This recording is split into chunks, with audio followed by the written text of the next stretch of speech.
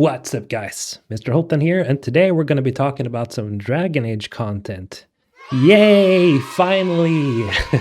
Now, I'm still working on a script for a Dragon Age video, so for all of you guys who are waiting for me to do that, just hold on for a bit longer, okay? It's coming. But alright then, what are we going to talk about today? Well, we got some news about Dragon Age 4, and it's actually pretty big, at least in my opinion.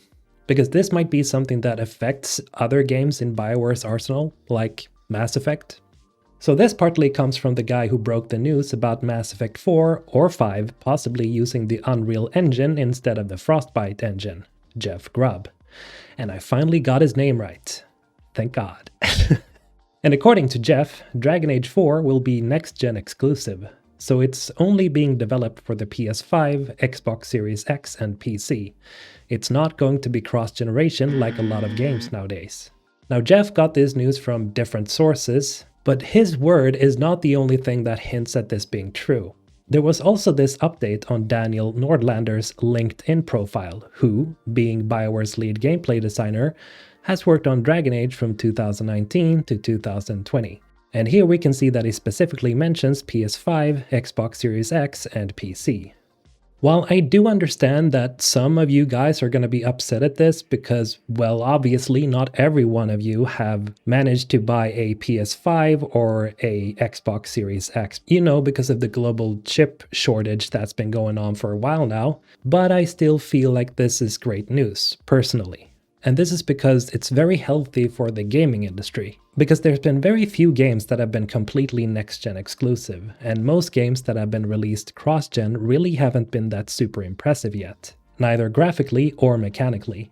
Now, the only game that I'd say I was impressed by so far is Spider-Man Miles Morales, but that's basically just because of the haptic feedback feature that's on the PS5 controller, right? And then, of course, let's not forget the catastrophic launch of Cyberpunk 2077, where it ran pretty okay on PS5 and Xbox Series X, but it was just a disaster for PS4 and Xbox One. The problem with next-gen titles is that the developer has to focus a lot of their time on making sure that the game works for both next-gen and current-gen consoles, which lessens the time that the developers get to spread their wings and make the best game that they can. Now, this news is of course also making the future for the next Mass Effect even brighter, because not only does it look like Bioware will be using the Unreal Engine to develop it, but they might also focus on releasing ME4 or 5 solely on next-gen hardware.